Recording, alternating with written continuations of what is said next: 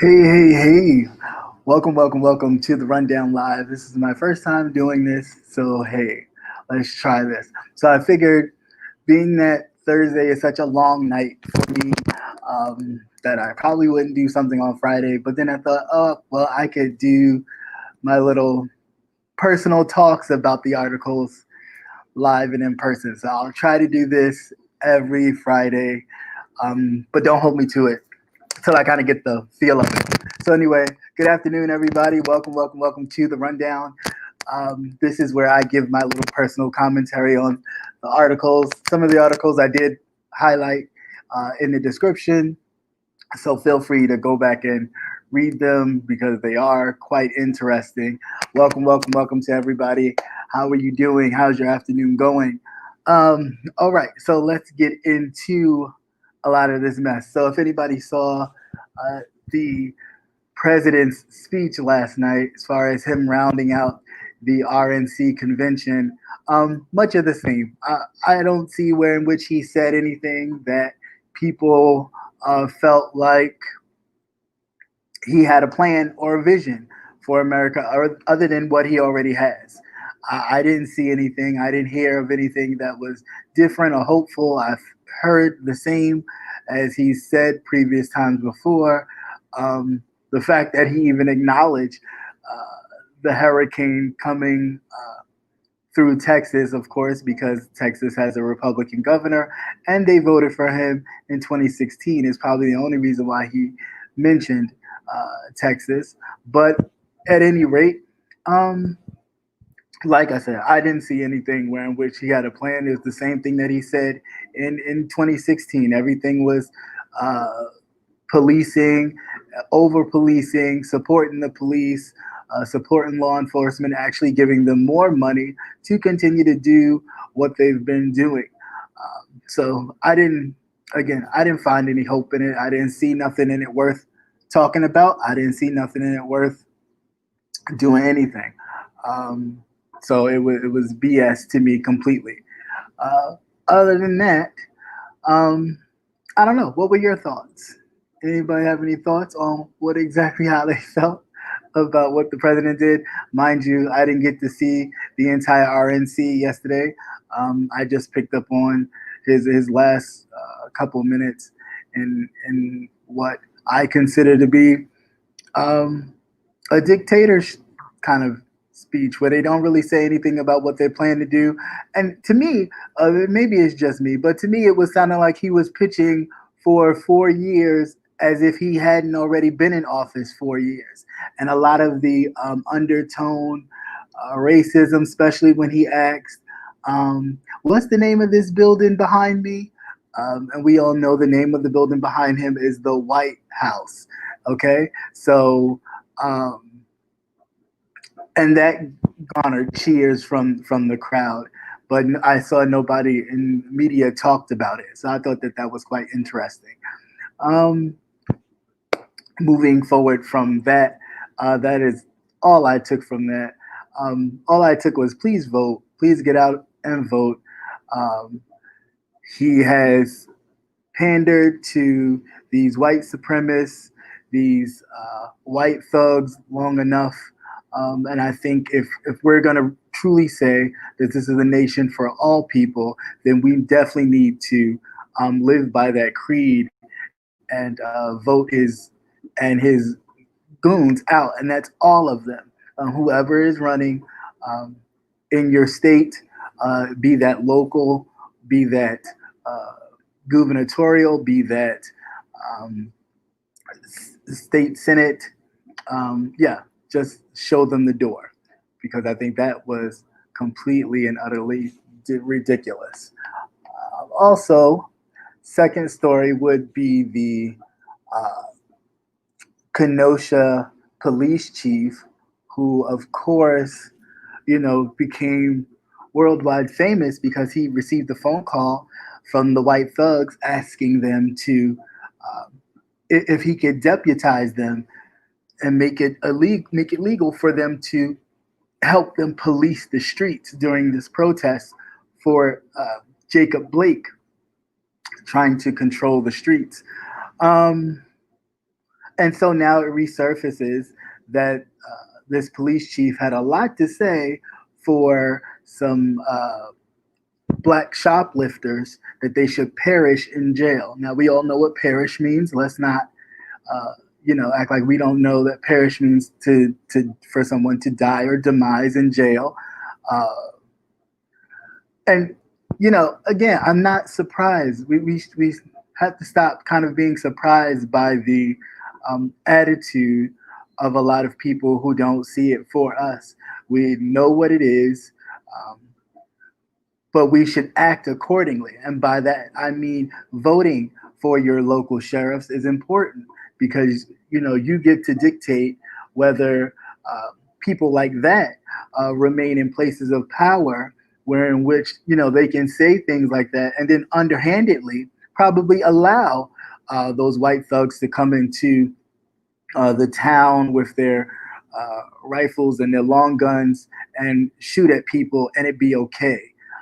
I even went back and watched the video again of the police officers in that tank jeep actually, praising these white thugs and their guns for helping them control the streets and take back the streets and protect quote unquote stores, which are already insured to begin with. So why would it matter? And it's not that it is the protesters who causing the damage. It is actually undercover hidden police or hidden elements in these groups to cause this, and then it'd be like, oh, look, see what they're doing, kind of attitude. And I'm over it.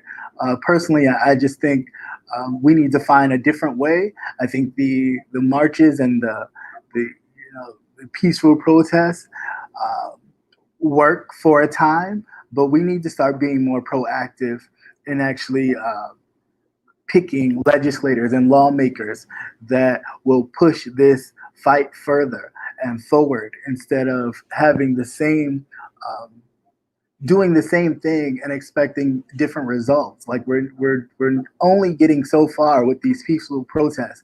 If we want to actually move forward, we need to do something more.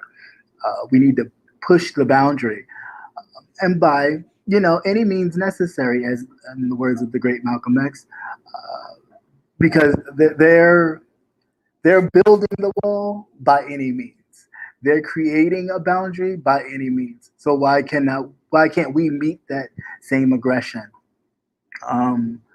I just thought that was ridiculous. What I did come across that was interesting, moving forward from that, was Facebook. Now, once again, Facebook is in the news because Facebook was warned about this group of white thugs and what they had planned to do right after the Jacob Blake protest. They were posting that they had planned to get together and, help police or help enforce this curfew and all this other stuff that was going on. And messages were sent to Facebook. People, like I said, sent out messages. They sent emails. They tried to flag it down, and Facebook did nothing. Again, I'm not surprised. Some of you may be, but I'm not surprised. Facebook is working with the powers that be to help kind of continue this regime. And I'm not even going to even sugarcoat it, because that's what it feels like. It feels like Trump is creating a regime, and the people who have the power to change that or actually shine light upon it are being complicit, because they're receiving money as well from outside sources to enrich themselves. And like the CEO of Facebook, Mark Zuckerberg, doesn't have enough money. Russia, Vladimir Putin has a lot of money, somewhere in the lines of billions of dollars. So I think his net worth is like $80 billion or so. So he has a lot of money, and he's been throwing money at a lot of our social media outlets to ensure that And I'm not even sure if he even cares about any of it. He just wants the United States to be destroyed, just like he feels the United States destroyed the USSR by breaking them up and, kind of giving everybody their sovereign nation. So, he's just out for revenge. But of course, people who are white like this and not like this don't see it that way because they don't have a problem with Vladimir Putin talking to the president of the United States and trading secrets and all of that because they just happen to be of the same skin color. However, I do believe that if it was somebody else of a different hue talking to President Donald Trump and trading secrets and all that other stuff that the president should not be engaging in, he would have been impeached a long time ago. And, it would have been, oh, well, sorry for him and move right along. But because he's not, it's fine and dandy. I don't trust Facebook. Like I said, I think Facebook is down with it. There's been plenty of times where they have been outed, even by their own personnel, that they have been receiving Russian bots, and they've been flagging them, and then secretly go behind and then repost their videos and ads talking about either Joe Biden, Kamala Harris, the Black Lives Matter movement, or of course Hillary Clinton, their famous attack person.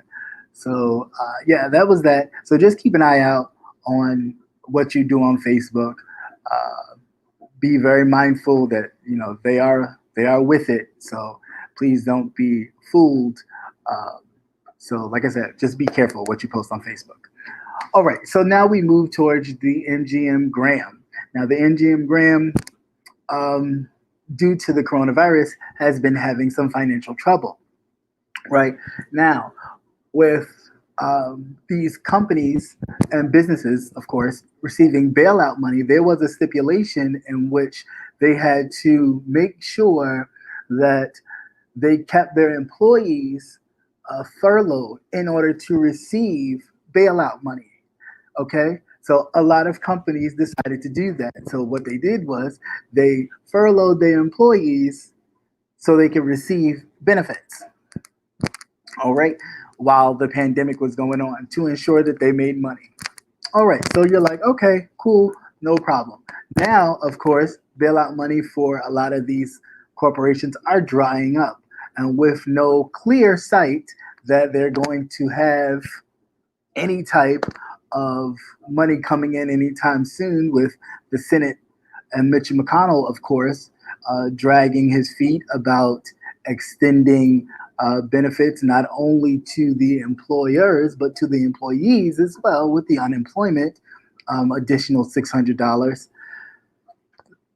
Here we are now where the MGM Graham has to now let go of 18,000 people because their little furlough bucket money is drying up. So now we don't know what they're going to do. Hey, what's going on, Fresh Prince? We have no idea. Now these 18,000 people have no idea what they're going to do because their unemployment is just drying up as long as their job has just been terminated. And this is the kind of reality people are facing. That reality that Donald Trump was talking about last night, I haven't seen it. This increase in jobs and all this other kind of stuff, I don't see it. When you have companies like the MGM Graham and American Airlines is about to do the same thing pretty soon. Because again, I posted that story yesterday. As long as they furloughed their employees, they were able to get bailout money. And a lot of these companies did that, whether they needed it or not. They, for that extra cushion of money, just in case, they furloughed a lot of employees, so they were able to get the small business loans. And I say small business, but so they were able to get this money. Now the money is kind of drying up, and they're tapping into their own money, and they don't want to do that, which is perfectly, I get it. They don't want to tap into their own money. They rather use government money, but they want to make the government small, some of them, which makes no sense to me, but whatever. So anyway, all these companies start to say, hey, well, you know what I'm going to do? I'm just going to close up shop now because I don't know if, their government is going to reissue more funding. So I'm going to close up shop. So a lot of places are going to wind up closing either up shop permanently or downsizing completely, which means more people will be out of a job. And then with the coronavirus still on our heels, they also have to downsize because you can't have as many people in one place at one time.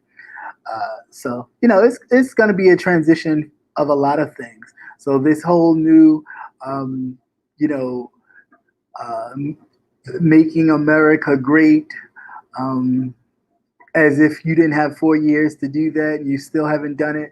I just don't see it. I really don't. Um, he's the type of this is the type of situation where I want to tell you one thing, but in actuality, things are happening a different way, and it makes no sense. Right? True example: Lord and Taylor.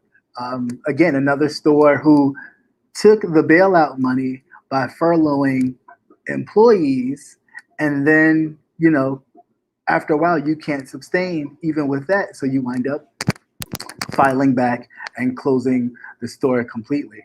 I think Macy's probably on the way of doing that, or even just doing an online store period. And a lot of places are closing many stores. So, yeah, with that, my hearts go out to the people who have been furloughed at one point and now basically have become unemployed completely.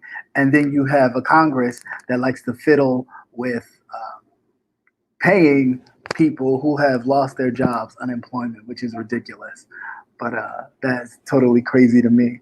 All right, so then we come across the story, and I've done this story some time before in the past about the Trump organization strong arming money out of taxpayers. And they do that by this. The Secret Service is a service that we pay for as taxpayers, right? So the taxpayers pay Secret Service and all of his security detail and all that.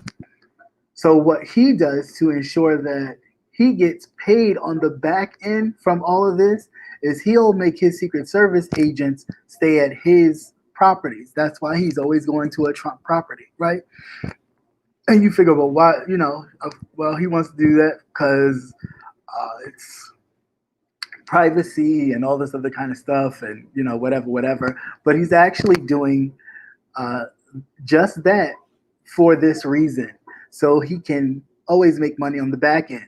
So what he does is he'll charge his Secret Service 2 and 3 times the amount for rooms, uh, room service, anything that they use, the golf course, the carts that they use to follow him around and secure him, anything that they use at a Trump property, they overcharge.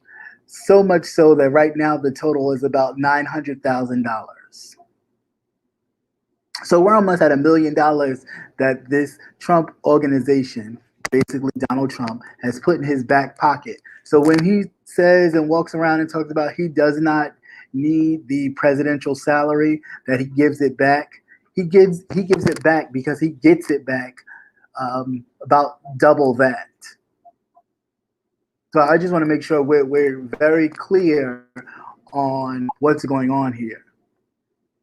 So again, and like I said previously, I know a lot of big churches, they do those whole kind of building funds and money drives and stuff like that. And the pastor would get up and pull out a checkbook, and he'll write a check for $1,000 and then hold it up and go, "Can anybody match me?" And you'll have parishioners writing checks and going and putting it in the basket as a sign of faith and trust in God and all that, so on and so forth. But on the back end, that same pastor who was holding up that $1,000 and putting that check in that basket is getting that money back, like right back. Not even, the check is probably not even cash. It's probably wrote void on it, and he'll take everybody else's money and do whatever. Not saying that every minister does that, but it's quite prevalent, especially in many of our communities with these mega churches. So anyway, yeah, that is exactly what he does. So again, when he goes around taunting that, oh, he doesn't need to use the presidential salary because he's already wealthy. He is getting all this extra money by charging taxpayers.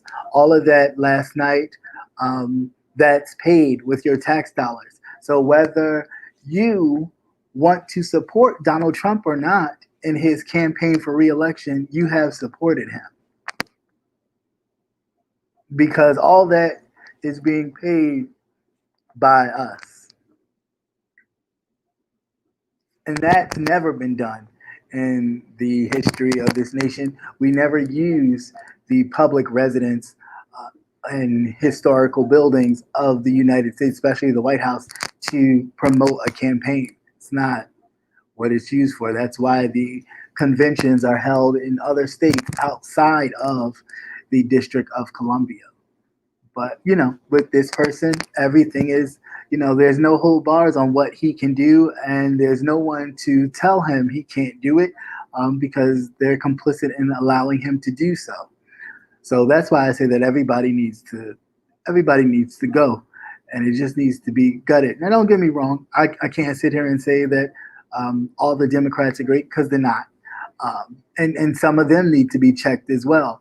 But right now, there should be a certain mission. It's like either you're with democracy or you want something different. And if you want something different, then you need to go to a different country that has something like that different. Because no, I don't think that would last long and well here. But we shall see. So okay, moving forward from that story, I have this last one, which was pretty interesting. This violence erupted in Arizona, as a Nazi saluting a Blue Line supporter was confronted by protests. Now, I was trying to pull a video up, but it was off of Twitter, and it basically showed it was a Blue Lives Matter and a Black Lives Matter, which I'm just so tired of every time there is a march or anything dealing with some unrest due to some unarmed person being murdered or injured. There is this quick counter protest to that, which makes no sense to me. So then I was trying to understand, well, what the hell is going on? What's the purpose of all this? But anyway, there was a bystander who walked by and gave a Hitler salute to one of the Blue Lives Matter protesters, and he yelled out back to him, "White power." Now,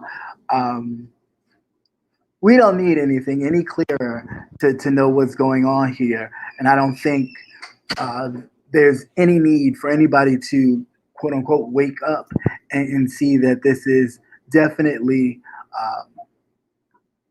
very telling as far as race wars are concerned. And not that anybody wants one or is promoting one, but we like to call a thing a thing. There's definitely a black-white issue dealing with a lot of this, and it's undertoned in the speech like the president gave, like a lot of the Army speakers would say, like those that couple in